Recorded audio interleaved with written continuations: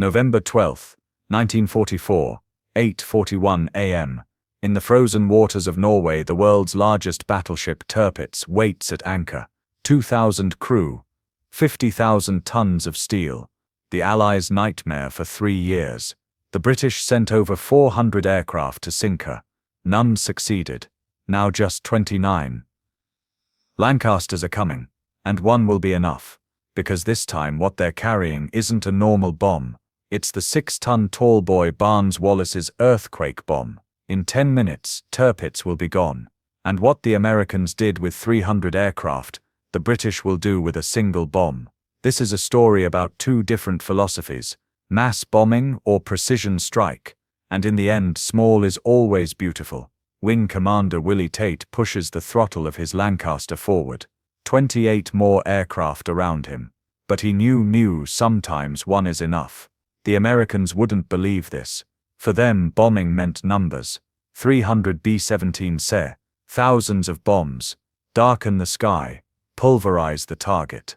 Safety in numbers, they said. And in a way, they were right.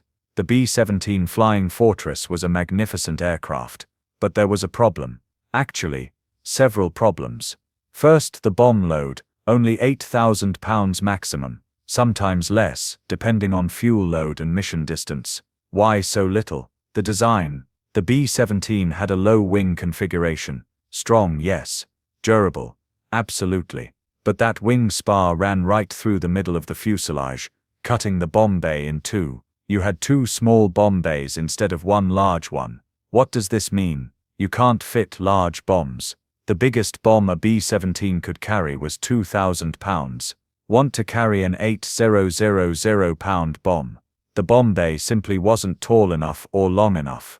So American bombers carried multiple smaller bombs, 2,500 pounders, or 4,250 pounders. Spread them across the target, and hope some hit something important. Second problem, range. 2,000 miles maximum. Sounds good until you realize Germany is deep, really deep. From England to Schweinfurt, 400 miles. That's 800 miles round trip. Add formation assembly time, climbing to altitude, the actual bomb run, and evasive maneuvers on the way back. Your fuel margin gets very thin, and escort fighters. Even worse. The P-47 Thunderbolt, the primary escort in 1943, had a combat radius of only 230 miles with drop tanks. That meant bomber formations flew alone for hundreds of miles over enemy territory. The Lancaster was a completely different animal. The specifications tell the story. Length 69 feet 6 inches, wingspan 102 feet, 4 Rolls-Royce Merlin XX engines, each producing 1,280 horsepower. Maximum speed, 282 miles per hour, at 11,000 feet. Not bad. Almost identical to the B-17's cruise speed. Range 2,530 miles with standard fuel load. Better than the B-17. But here's where it gets interesting. The bomb bay, 33 feet long, unobstructed. No wing spar cutting through it. Standard bomb load, 14,000 pounds. That's 75% more than a B-17. But the Lancaster wasn't designed for standard loads. It was designed for flexibility. Want to carry one 8,000 pound bomb? Done. Want to carry one 12,000 pound Tallboy? Remove the bomb bay doors? Done. Want to carry one 22,000 pound Grand Slam? Strip out the nose turret, remove the armor plating, and it's done. The Lancaster could carry bombs the Americans couldn't even dream of putting in a B-17. But there was a trade-off. Everything in war is a trade-off. Service ceiling, 24,500 feet. A full 10,000 feet lower than the B-17. This mattered. At 35,000 feet, you're relatively safe from flak. At 24,000 feet, you're in the kill zone. Defensive armament. Only 8.303 Browning machine guns. 2 in the nose turret, 2 in the dorsal turret, 4 in the tail turret, no ball turret, no waist guns, half the firepower of a B-17. And here's the crucial part, no ventral defense. The Lancaster's belly was exposed. German night fighters learned this quickly. They'd approach from below, where the Lancaster was blind, and fire upward into the fuel tanks. RAF Bomber Command crews had a 53% casualty rate. More than half never completed their tour of operations. These weren't good odds. But the RAF had made a conscious choice. They chose payload over protection. Because they had a different philosophy. USAAF doctrine was built on the theory of daylight precision bombing. The idea came from the Air Corps Tactical School at Maxwell Field, Alabama, in the 1930s. The thinking went like this: modern war depends on industry. Destroy the factories. You destroy the enemy's ability to fight, but you need to hit specific targets. The ball-bearing factory, not the whole city. The oil refinery, not the neighborhood around it. And how do you hit specific targets? Bomb in daylight when you can see them. Use the Norden bomb sight, supposedly accurate enough to drop a bomb in a pickle barrel from 20,000 feet. Fly high, fly in formation for mutual protection, and the bombers would get through. General Ira Eaker, commander of the 8th Air Force, believed this completely.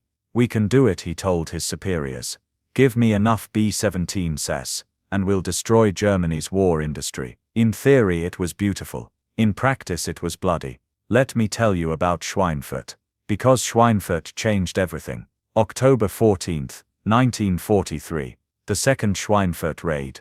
291 B-17s took off that morning. Beautiful weather. Perfect visibility. 60 B-17s lost. Gone. 600 men dead, wounded or missing. That's almost 20% of the attacking force. Another 17 B-17s were so badly damaged they'd never fly again. Written off. Scrapped for parts. 121 more had battle damage requiring extensive repairs. Holes in wings, engines shot out, hydraulics failing. The 8th Air Force called it a success and gave out medals. But behind closed doors the math was clear. If you lose 20% of your force on every mission, you run out of aircraft and crews very quickly. October 1943 became known as Black Week. The missions to Bremen, Anklam, Münster and Schweinfurt combined cost the 8th Air Force 148 bombers in just 7 days. Deep penetration raids stopped. They couldn't continue. Not like this. The RAF wasn't smirking. They had their own problems. But their solution was different. Until a certain engineer had an idea. Barnes Wallis, 1939, age 52, chief designer at Vickers. War had just broken out, and Wallis asked himself a simple question: how can I as an engineer shorten this war? He started studying German industry.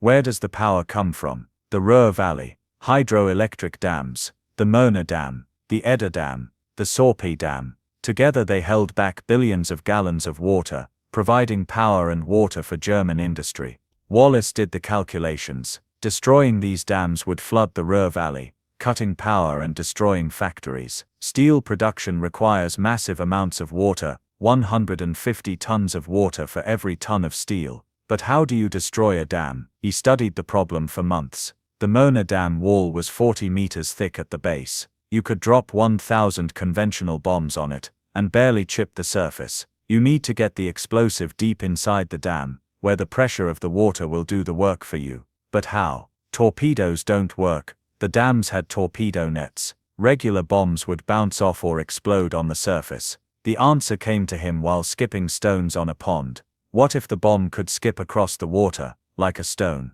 The concept was brilliant. Drop a cylindrical bomb from low altitude. Give it backspin. It bounces across the water surface, skips over the torpedo nets, hits the dam wall, sinks down the wall while still spinning, and explodes at depth. The water pressure does the rest. The explosion underwater creates a shock wave.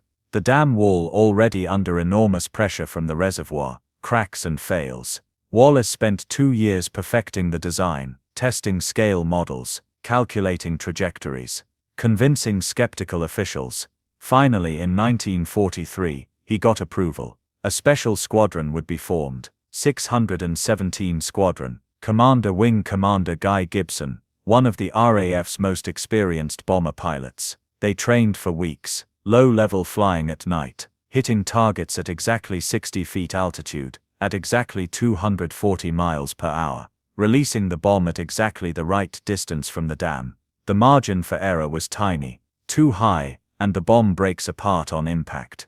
Too low and it doesn't skip. Too fast or too slow and it doesn't reach the dam. May 16, 17th, 1943. Operation Chastise.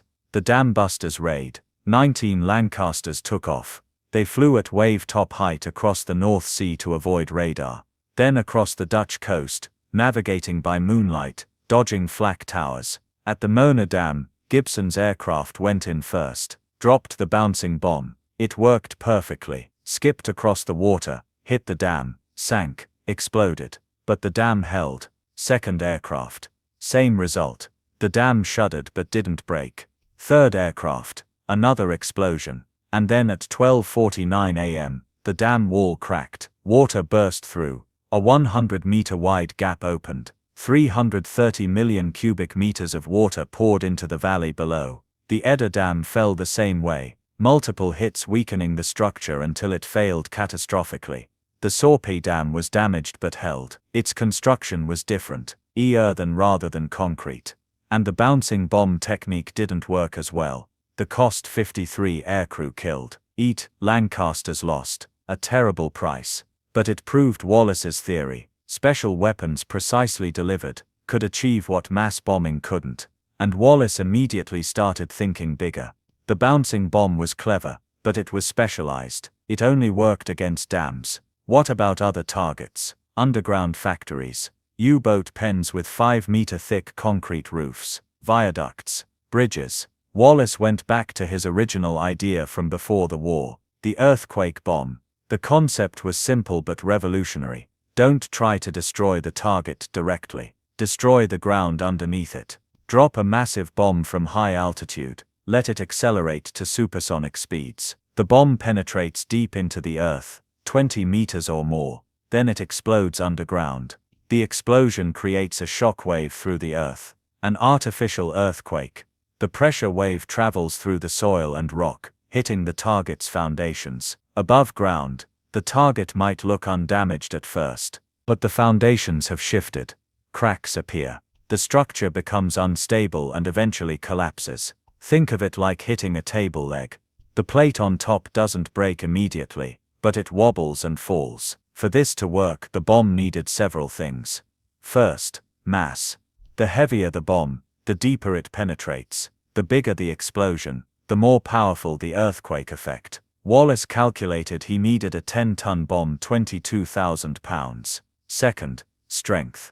The bomb casing had to survive hitting the ground at 750 miles per hour, without breaking apart. That meant thick, hardened steel. Third, aerodynamics.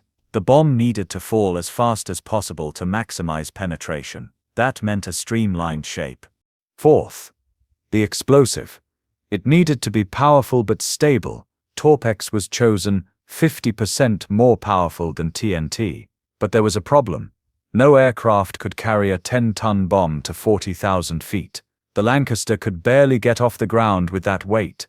So Wallis designed a smaller version first, the medium-capacity 12,000 pounds bomb, codenamed Tallboy, weight 12,000 pounds, 5.4 tons, length 21 feet, 6.4 meters, maximum diameter 38 inches, casing hardened chrome molybdenum steel, over 4 inches thick at the nose, explosive fill 5,200 pounds of Torpex.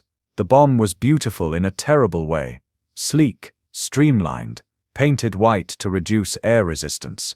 When dropped from 18,000 feet, it took 37 seconds to reach the ground, accelerating to 750 miles per hour, nearly the speed of sound.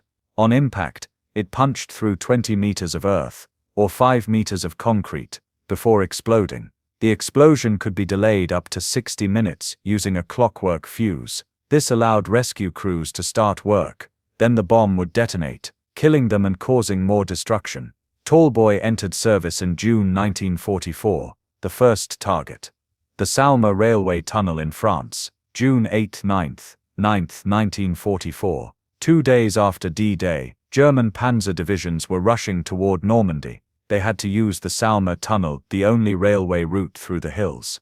617 Squadron dropped 19 Tallboys on the tunnel area. One bomb hit the hillside directly above the tunnel. It punched through 60 feet of earth and rock, and exploded inside the tunnel, 18 meters underground. The tunnel collapsed completely. Hundreds of tons of rock and earth blocked it. The German reinforcements were delayed by days. By the time they found alternate routes, the Allies had secured the beachhead. Wallis's theory was proven. Again, over the next months, Tallboys were used against V2 rocket sites, U-boat pens, bridges, viaducts. The results were impressive. The Blockhaus de Perlach V2 facility was hit. One Tallboy landed 50 yards away, not even a direct hit. But the earthquake effect was so powerful that the entire bunker's foundation shifted. The Germans abandoned it. The Dortmund-Ems Canal was breached by Tallboy hits, draining a critical waterway. Multiple railway bridges were destroyed, disrupting German supply lines. But the ultimate target was waiting in Norway. Tirpitz, the Beast, Hitler's remaining superb battleship. After Bismarck was sunk in May 1941, Tirpitz was Germany's last capital ship, 50,000 tons, 8 15-inch guns capable of firing 1 800-pound shells over 20 miles, armor belt up to 320 mm thick, top speed 30 knots. She was a fleet in being. Just by existing, she tied up enormous Allied resources. Every convoy to Russia had to be protected by battleships and carriers in case Tirpitz sortied. Dozens of warships, thousands of sailors, all dedicated to countering one German ship. Churchill called her the Beast and obsessed over sinking her. From 1940 to 1944, the British tried everything. Over 400 aircraft, 15 operations, no success.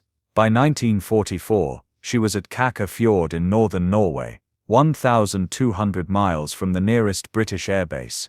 Too far for conventional bombers to reach with a useful bomb load, but Tallboy changed the equation. The plan was bold. Lancaster bombers from 617 Squadron and 9 Squadron would fly from Scotland to northern Russia, refuel at Soviet airbases, attack Tirpitz, and return to Russia before flying back to Britain. The logistics were nightmarish. The Lancasters had to be modified, extra fuel tanks, Tallboys instead of normal bomb loads, every unnecessary item removed to save weight. Even the armor plating under the cockpit was taken out. September 11, 1944, night, 38 Lancasters took off from bases in Scotland. The flight to Russia was supposed to take 11 hours. It became a 13-hour ordeal. Navigation was nearly impossible. The Soviet radio beacons were on the wrong frequencies or didn't work at all. Below was nothing but wilderness forests, lakes, swamps, no landmarks. Some crews got hopelessly lost. 7 Lancasters crash-landed in various locations across northern Russia, written off. By September 14, only 27 aircraft were operational at Yagodnik Air Base. Of those, only 20 could carry Tallboys. The rest would carry JW mines. September 15 morning. The attack was on. The Lancasters approached from the southeast, using the mountains to shield them from radar. Kaka Fjord's defenders got about 10 minutes of warning. That was enough to start the smoke generators, but not enough to create a full screen. Wing Commander Willie Tait led the first group. His Lancaster was the first to drop a Tallboy. The bomb fell. The crews watched. 37 seconds felt like an eternity. Then mancacked. One Tallboy hit Tirpitz in the forecastle. It punched through the deck and exploded deep inside the bow. The ship shuddered. Water poured into the forward compartments. 2,000 tons of flooding. More Tallboys fell. Most were obscured by smoke and mist. A few were close enough that their underwater explosions damaged the hull. When the smoke cleared and reconnaissance photos were developed, the damage was clear. Tirpitz had a huge hole in her bow. She was no longer seaworthy. The Germans made a decision, moving Tirpitz south to Tromsø. The water there was shallow, merely 50 feet deep. If she was attacked again and sank, she'd settle on the bottom and could still function as a floating artillery battery. More importantly, Tromsø was 190 miles inside the Arctic Circle, but only 1,000 miles from Scotland. Within range of Lancasters flying from British bases, this was both good and bad news for the Allies. Good because they didn't need Soviet help anymore. Bad because the Germans knew more attacks were coming and reinforced the defenses. A Luftwaffe fighter unit with FARS 190 SES was stationed at Bardufoss, 40 miles from Tromsø. October 29, 1944. Operation Obviate. 37 Lancasters took off from RAF Lossiemouth in northern Scotland. The flight north was long, nearly over 4 hours. The weather was perfect. Clear skies, good visibility. The Lancasters approached Tromsø. They could see the fjord. They could see Tirpitz. And then with 30 seconds until bomb release, cloud cover rolled in. 30 seconds. That's all it took for the mission to fail. The bomb aimers couldn't see the target. They dropped their Tallboys on estimated positions. 33 aircraft released their bombs, not a single hit. One near miss caused minor damage, but Tirpitz was still afloat. The Lancasters turned for home. One was damaged by flak and made an emergency landing in Sweden. The rest made it back in Britain. The weather forecasters worked overtime. When would conditions be perfect again? November was running out. Soon the Arctic winter would set in. The days would become too short, the weather too severe. One more chance, maybe. November 12, 1944. The weather forecast was good. Clear skies over northern Norway. The decision was made. Final briefing the night before. Willie Tait stood in front of his crews. By now he'd led both previous attacks. This was his third attempt. His 100th operational mission. The briefing was short. Everyone knew the drill. 32 Lancasters would go. 617 squadron, 18 aircraft, 9 squadron, 14 aircraft. Each aircraft carried one Tallboy. Some crews were veterans of the previous attempts. Some were new, flying their first mission against Tirpitz. One additional aircraft from 463 Squadron, Royal Australian Air Force, would accompany them. It carried no bombs, only cameras. Whatever happened needed to be documented. The target was clear: sink Tirpitz. The method was clear: Tallboy bombs. The challenge was clear: German fighters at Bardufoss, flak from the ship and shore batteries, and the ever-present risk of mechanical failure on a 2,000-mile round trip. Sleep didn't come easy that night. November 12, 5 a.m., still dark. The crews gathered for breakfast. Eggs, toast, coffee. The traditional pre-mission meal. Some ate heartily, others couldn't stomach it. 5:30 a.m. The trucks carried them to their aircraft. Lancaster EE-146, KCZ, Honor. Willie Tait's aircraft. His crew checked equipment. Parachute. Mae West life jacket. Oxygen mask. Electrically heated suit. It would be -40 degrees Celsius at altitude. The Tallboys were already loaded. 12,000 pounds hanging in the bomb bay. The Lancasters sat low on their landing gear, weighted down. 6:45 a.m. Engines started. One by one 32 Lancasters coughed to life. 4 Merlin engines per aircraft. 128 engines total. The sound was deafening. 7 a.m. Takeoff. In the darkness the Lancasters lumbered down the runway. Heavily loaded, 72,000 pounds gross weight. 7,000 pounds over the normal maximum. The wings visibly flexed under the load. One by one they lifted off, disappearing into the night sky. The formation assembled over the North Sea, in total darkness, using only navigation lights and radio calls. 32 bombers found each other and organized into groups. Then they turned north. Toward Norway. Toward Tirpitz. The flight took over 4 hours. The sun rose as they flew north, revealing the Norwegian coastline. Mountains covered in snow. Fords cutting inland like jagged scars. Navigation was critical. They had to approach from a specific direction to avoid German radar stations, and to use the mountains as cover. 8:15 a.m. They crossed into Norwegian airspace. German radar operators at Tromsø picked up the first contacts. Aircraft inbound. Many aircraft. The alarm went out. But where were they going? The radar track was confusing.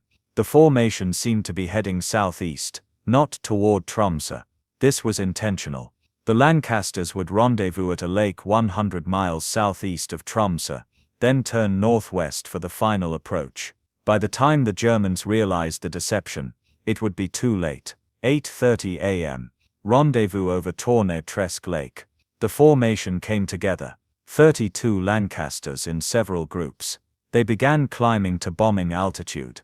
Different aircraft chose different heights. Some at 12,000 feet. Some at 14,000. Some at 16,000. This was deliberate.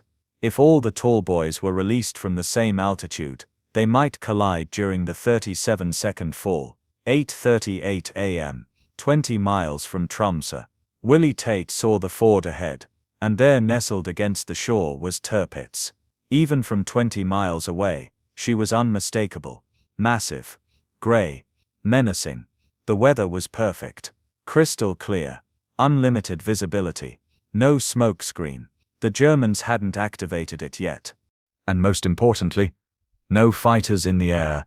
The Fu 190 said at Bardufoss hadn't scrambled. Why? Confusion. The German command structure was divided on what to do. By the time someone made a decision and ordered the fighters up, it was too late. 8:38 a.m. on Tirpitz deck. The watch officer saw them first. Dark specks in the bright morning sky coming from the southeast. Aircraft. Many aircraft. The alarm sounded. Battle stations. 2,000 men rushed to their positions. The guns opened fire. The sky filled with black puffs of smoke and orange flashes. Willie Tait later described it as not healthy. 8:41 a.m. Willie Tait's Lancaster reached the release point. Bomb aimer to pilot. Steady. Steady. Bomb gone. The Tallboy dropped away. The Lancaster lurched upward, suddenly 12,000 pounds lighter. Tait banked away, watching. 37 seconds.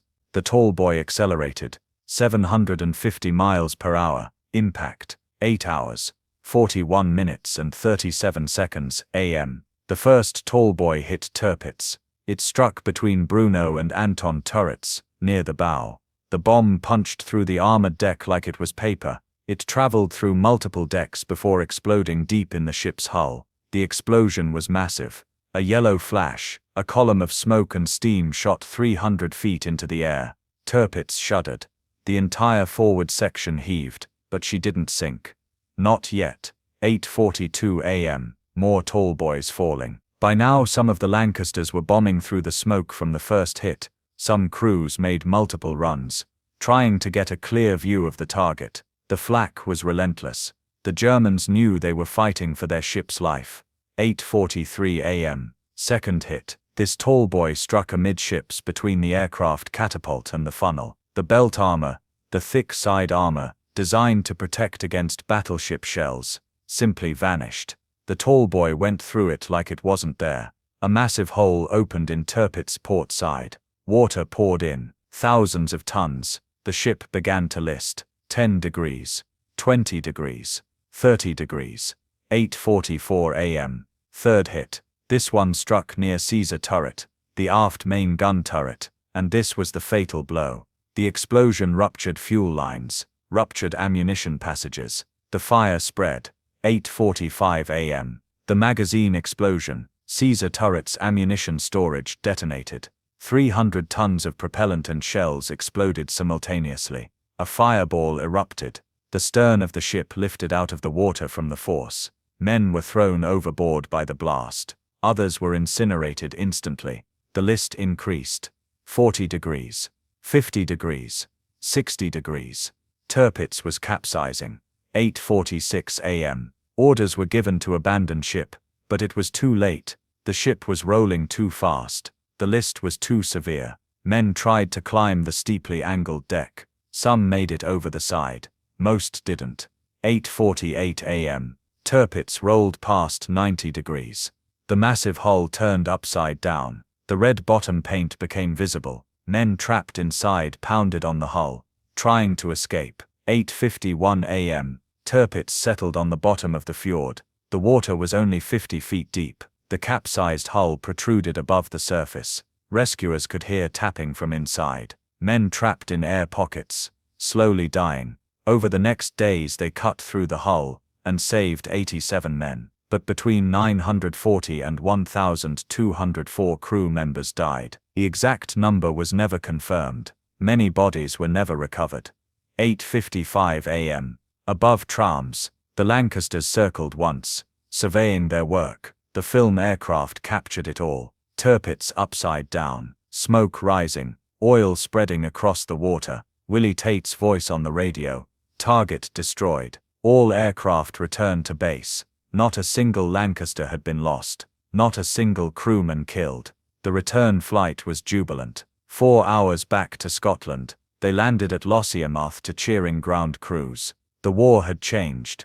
The beast was dead. November 13, 1944. The announcement: Tirpitz sunk. After 4 years of trying, over 400 aircraft attacks, countless naval operations, submarines, commandos, it was finished. 32 Lancasters, 29 Tallboy bombs, 1 mission. The Americans sent 291 B-17 SIP to Schweinfurt, lost 60 aircraft, lost 600 men. The target survived and resumed production. The British sent 32 Lancasters to Tirpitz, lost 0 aircraft, lost 0 men. The target was completely destroyed.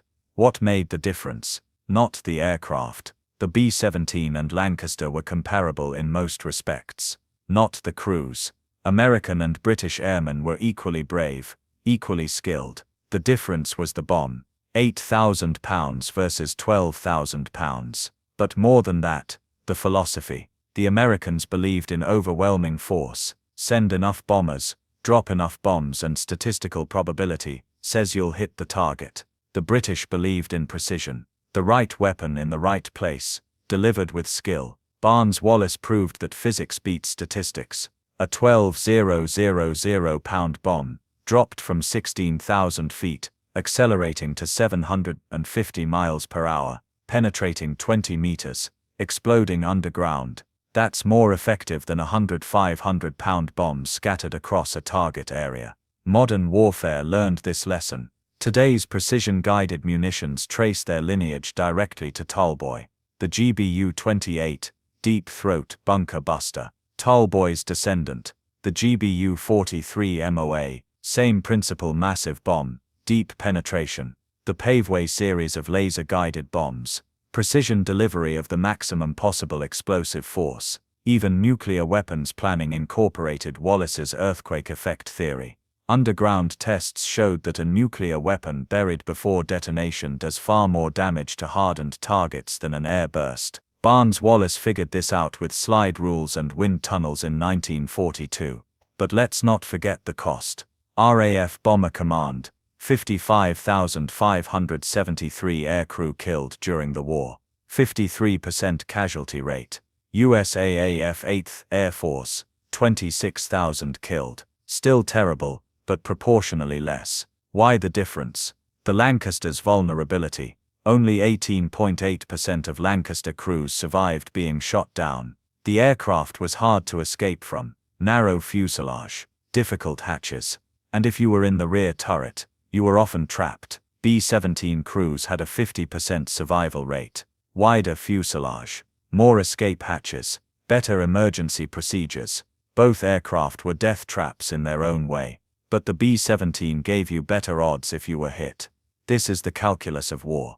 Do you design for payload or protection? For offense or defense? The Americans chose defense. Heavy armament, rugged construction, high altitude capability. The British chose offense. Maximum bomb load, minimum weight, accept the casualties. Both philosophies cost tens of thousands of lives, but both also helped win the war. The American Daylight Campaign destroyed German fighter production, oil refineries and transportation networks. By 1945, the Luftwaffe was grounded for lack of fuel. Tanks couldn't move. Trucks couldn't run. The British Night Campaign destroyed German cities, disrupted industry, and broke civilian morale. The firestorms in Hamburg, Dresden, and other cities killed hundreds of thousands and left millions homeless. Together, the combined bomber offensive cost Germany the war in the air, and the Tallboy, the earthquake bomb, proved that sometimes you don't need 300 aircraft, sometimes you just need one very, very good one. Willie Tait flew 101 missions during the war. He received the Distinguished Service Order with 3 bars. He was recommended for the Victoria Cross, but it wasn't awarded ITLS officially, because policy was changing about awards for sustained valor versus single acts of heroism. After the war, he stayed in the RAF, eventually retiring as a group captain in 1964. He then worked as a computer programmer and investment advisor. He died in 2007, age 90. Leonard Cheshire, the previous commander of 617 Squadron, did receive the Victoria Cross. After the war, he founded the Cheshire Foundation, providing homes and care for disabled people worldwide. He was made a life peer, Baron Cheshire. He died in 1992. Barnes Wallis continued working for Vickers after the war. He designed supersonic aircraft. He researched hypersonic flight. He worked on swing wing technology. At age 80 he was still going to the office every day, calculating and designing. He died in 1979, age 92, still working on projects he knew he'd never live to see completed. E-617 Squadron continued operating after the war. They flew Canberras, then Vulcan nuclear bombers, then Tornado fighter bombers. The squadron was disbanded in 2014 as the Tornado fleet retired. But in 2018, 617 Squadron was reformed, this time flying F-35B Lightning II stealth fighters. The Dambesters live on. Their legacy is this: sometimes the hard way is the smart way. America sent 300 bombers and hoped some would hit. Britain sent one bomber with one perfect weapon, and made sure it hit. November 12, 1944, at 8:51 a.m., proved which philosophy was right. Willie Tait's Lancaster touches down at Lossiemouth. The engines shut down. The sudden silence is almost deafening after hours of engine noise. The crew climbs out, stiff from the long flight. Ground crew rushes over. Did you get her? Did you sink the bastard? Willie Tait, exhausted, allows himself a small smile. Tirpitz is gone. Cheers erupt. Men throw their hats in the air. Some are crying. The ground crew swarms the aircraft, patting the fuselage like it's a living thing. One mechanic looks up at the empty Tallboy hardpoint under the belly. The marks where 12,000 pounds of death hung for 4 hours. One aircraft, one bomb, one mission. Everything changed. Because sometimes you don't win with more, you win with better.